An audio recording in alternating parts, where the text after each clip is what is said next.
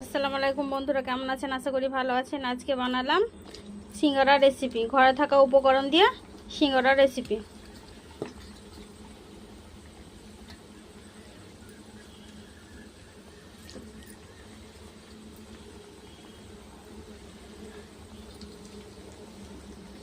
দেখেন কিভাবে আমি কত সুন্দর করে সিঙ্গারাগুলো বানাচ্ছি ঘরে থাকা উপকরণ দিয়ে।